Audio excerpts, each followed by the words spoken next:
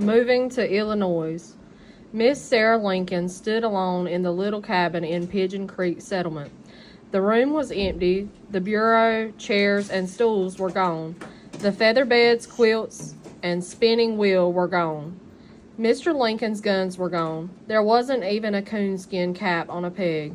Miss Lincoln looked at the empty room and began to cry. Just then Thomas came in. "Come, Sarah," he said. "The wagon is loaded and we are ready to start." "I don't want to go," she said. "We've lived here a long time and I love our neighbors. I don't want to leave them." "But I can't make a living here," said Thomas. "I thought this land was good, but it isn't. I can't raise a good crop of anything."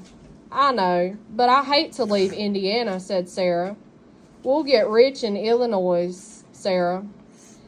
They say everything over there grows twice as fast and twice as large, so we'll have all the money we want, and you shall have a new Sunday dress." Sarah smiled and dried her eyes.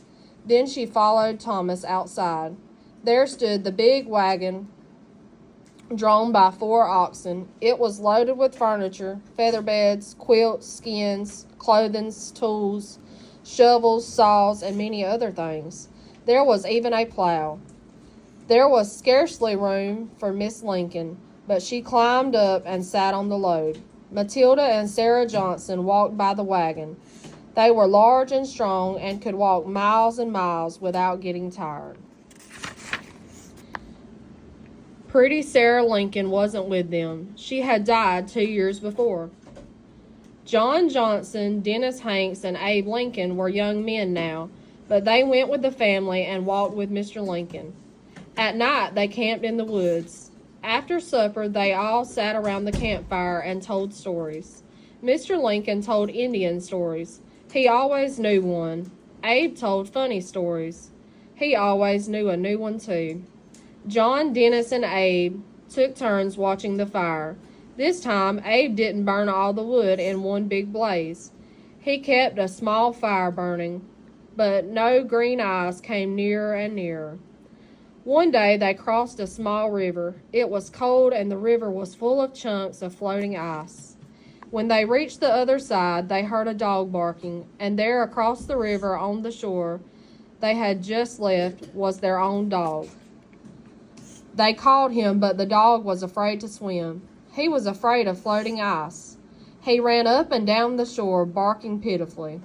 He was trying to say, "Don't leave me here alone. There is no one here to take care of me. I shall starve to death." "Just listen to him," said Abe. "I can't stand it. I'm going back after him." "No, Abe," said his father. We haven't time. We must go on." "I'll catch up with you," said Abe. Into the icy river he plunged and swam to the other shore. The dog was wild with joy. He licked Abe's lips, he jumped, he pranced, he barked joyfully. Then into the icy river Abe plunged again. He held the dog up out of the water and swam with one arm. It was hard work, but when he reached the other shore safely, the wagon had gone. But Abe overtook it. He put the dog in the wagon and walked on with the men. "He is tender-hearted," said Miss Lincoln. "No one else would have crossed that icy river to get a dog." "Abe couldn't let the dog starve to death," said Matilda. The others didn't even think of that. "That is what makes Abe different," said her mother. "He thinks of everything." The Lincoln family now lived in a new state, Illinois. Mr. Thomas Lincoln had bought land on the Sangamon River and had built a cabin on the bank of the river. Abe had helped to clear the land for the cabin and a field. He had helped to build the log cabin and fence in the field. Then Abe left home. He was now 21 years old, and he wanted to make a living for himself. "You have been a great help to me, Abe," said his father. "You have given me every cent you ever earned. I wish I could help you now, but I can't." "I'm sorry to see you go, Abe," said his stepmother. "You have been very good to me. You have never given me a cross word, and you have never disobeyed me. I love you as if you were my own son. You have been good to me, Mother," said Abe. "I will never forget you. I will help you as long as I live." Abe carried his clothes into a small bundle. Then he tied to a stick which he carried over his shoulder. He had little money, about 25 cents. He found plenty of work on farms nearby. He plowed, chopped down trees, and split rails. He husked corn and took care of horses, cows, and pigs. He did every kind of work that was done on a farm. If there was no farm work to be done, he would help the farmer's wife. He carried water, dug potatoes, fed the chickens, and churned. He even took care of the children. He didn't mind rocking a baby to sleep because it gave him a chance to read. He rocked the cradle with his foot, so Abe worked and worked. From sunrise to sunset he worked, but he was never too tired to tell funny stories and jokes. He was never too tired to be kind to everyone. Before long, Abe had many friends. They invited him to Sunday dinner, and they told him to stop in when he was passing by. They liked Abe because he wasn't rough and quarrelsome. Most of all, they liked him because he was kind.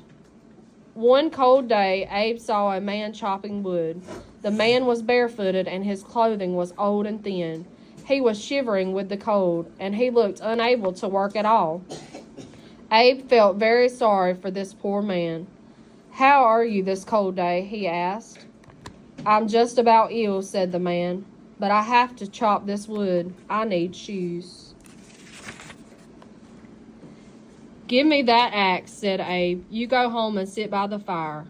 The man thanked Abe and went home at once. Then Abe swung the axe, and there were few who could swing an axe as Abe could. He knew just how high to lift it.